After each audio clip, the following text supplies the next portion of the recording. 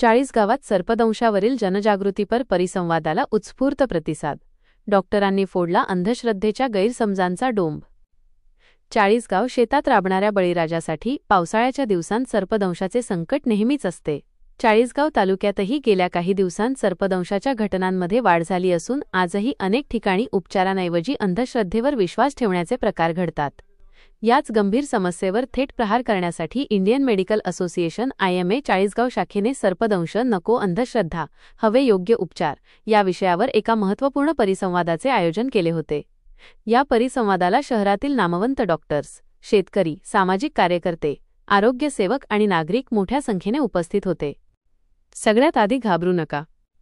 परिसंवादाच्या सुरुवातीलाच तज्ज्ञ डॉक्टरांनी सर्पदंश झाल्यावर सर्वप्रथम काय करावे याबद्दल मोलाचे मार्गदर्शन केले. डॉक्टर सुनील राजपूत, अध्यक्ष IMA 40 गाव यांनी सांगितले की सर्पदंश झाल्यावर सर्वात आधी घाबरून न जाता मन शांत ठेवणे अत्यंत महत्त्वाचे आहे. भीतीमुळे हृदयाचे ठोके वाढतात आणि विष शरीरात वेगाने पसरते.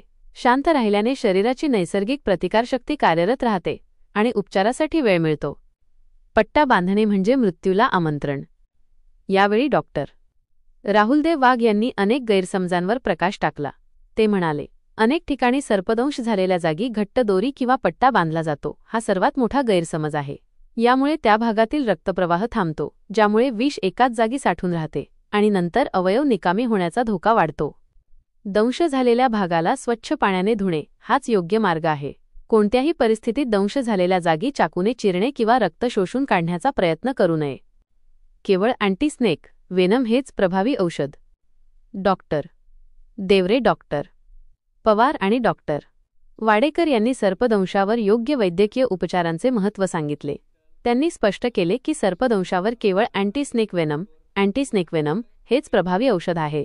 हे औषध फक्त रुग्णालयातच उपलब्ध असते.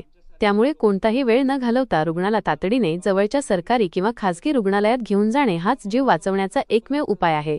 कोणत्याही मांत्रिकाकडे किंवा गावठी उपचारांच्या मागे लागून आपला आणि आपल्या रुग्णाचा जीव धोक्यात घालू नका, असे आवाहनही त्यांनी केले. शेतकऱ्यांनी घेतला उपक्रमात सक्रिय सहभाग. या परिसंवादामध्ये शेतकरी आणि सर्पमित्र यांचाही सक्रिय सहभाग होता.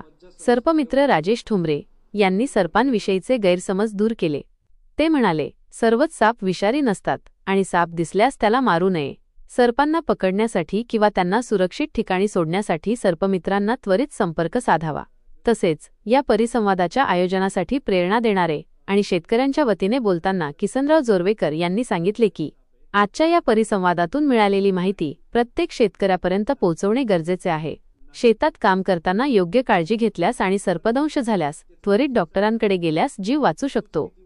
या कार्यक्रमाच्या यशस्वी आयोजनासाठी इंडियन मेडिकल असोसिएशन 40 गावच्या सर्व सदस्यांनी विशेष परिश्रम घेतले. परिसंवादाला उपस्थित सर्व डॉक्टर, आरोग्यसेवक, शेतकरी आणि नागरिकांनी या महत्त्वपूर्ण उपक्रमाचे कौतुक केले. या जनजागृतीपर कार्यक्रमामुळे 40 गावातील सर्पदंशावरील अंधश्रद्धा दूर होऊन अनेक जीव वाचतील अशी आशा व्यक्त करण्यात आली. संपादक किसनराव जोरवेकर. बातमीसाठी संपर्क महेंद्र सूर्यवंशी व बबलू अहिरे, 40 गाव.